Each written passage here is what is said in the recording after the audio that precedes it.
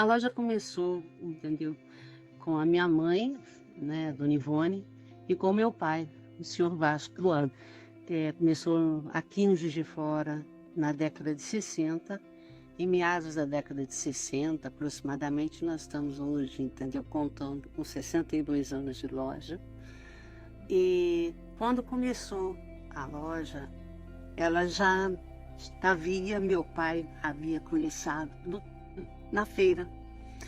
E era uma banquinha, um móvel de madeira mesmo, em que ele colocava os livrinhos, a grande maioria eram livros de faroeste, o tal de Bang Bang, né?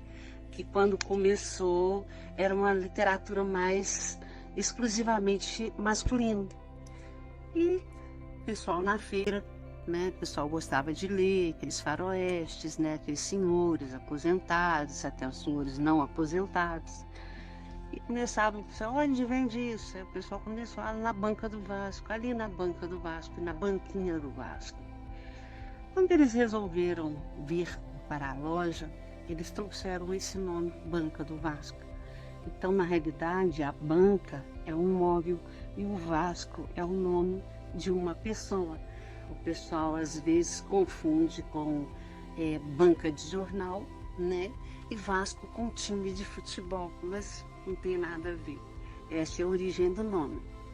Quando eles começaram aqui na galeria, a galeria logo no início ainda era somente a Galeria Sauser, não existia a Galeria Carnelo Silimar ainda, que hoje faz a divisa com a Galeria Sauser. E a loja tinha ainda portas de madeira, não eram essas portas que hoje em dia se vê, né? Essas portas de aço. Era bem no comecinho, inclusive, da Galeria Sauser. Quando começou a loja, ela também dividia a loja com outro comerciante, o J. Alfaiate. Então, metade da loja era do J. Alfaiate, a outra metade era da Banca do Vasco. E foi assim o começo da livraria até ela se firmar. Com o tempo, foram vindo pessoas, estudantes, crianças, tanto que até hoje nós temos clientes daquela época que hoje já trazem os netos. Ou seja, virou uma coisa de geração. Passou de pai para filho, de filho por filho por filho. E estamos caminhando. É uma loja, é uma empresa familiar, né? Nós trabalhamos de modo familiar, né? Eu acho que é uma das poucas lojas hoje em dia que a gente pode dizer que não se transformou em grande empresa. Nós estamos nesse ramo há esses anos todos da mesma forma, comprando, trocando, vendendo os livros, né? Conhecendo novas pessoas nos conhecendo, vindo de fora, tendo contato. O livro, na realidade, e a revista, né? É o nosso meio de vida e é uma cultura que a gente não deve deixar morrer, porque as próximas gerações vão depender muito desses livros, desses estudos. Dizem que tudo vai se tornar, né, digital. Eu não acredito que não, porque a digitalização não traz a poesia de um livro, não traz o toque físico de um livro, a leitura que você para poder tomar um café e retoma sem ter necessidade de digitar, né? É só mesmo a necessidade de usar um marcador e abrir uma página. E isso aqui, você pensando bem, faz parte, entendeu, da cultura de uma cidade, porque o livro ele faz parte do passado de todas as pessoas que até hoje, por exemplo, entendeu, estão começando a mexer com a digitalização.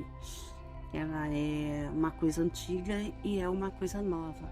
Estão sendo produzidos novos livros, temos novos leitores de todas as formas. Qual mensagem que você quer deixar para quem vai ver essa gravação ao longo dos anos? Que eles não se esqueçam dos livros, porque O livro, ele pode ter feito parte da vida do seu avô, do seu pai, ou seja, é uma questão de ancestralidade, na realidade.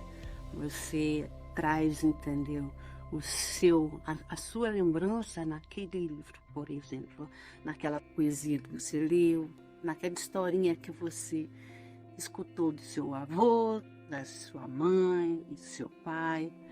Então isso tudo vai estar eternizado ali, naquele livro. É um caderno de lembrança. O livro, na sua memória, é um caderno de lembrança. A última para finalizar. Qual o autor de livro que mais te marcou até hoje? Qual o autor de livro que mais me marcou até hoje? Mas são vários. Tem muitos livros que me marcaram. Não tem especificidade, não. Tem, olha, que eu gosto muito de José de Alencar, gosto muito de Eça de Queiroz. Eu acho Eça de Queiroz fantástico. Por exemplo, tem alguns livros deles que são assim, sabe, para concurso. Tem um livro chamado O Cortiço, que é maravilhoso. Tem outro livro chamado Feijão e Sonho, que também é uma coisa muito bonita. Eram Seis, também é outra literatura que me marcou bastante. Teve muitos livros, houveram outros livros e vão haver outros livros que vão me marcar também. E se a pessoa quiser conhecer a Banca do Vasco aqui em Juiz de Fora, onde encontra a Banca do Vasco? Ela fica na Avenida Rio Branco, número 2089, loja 11, Centro, em Juiz de Fora.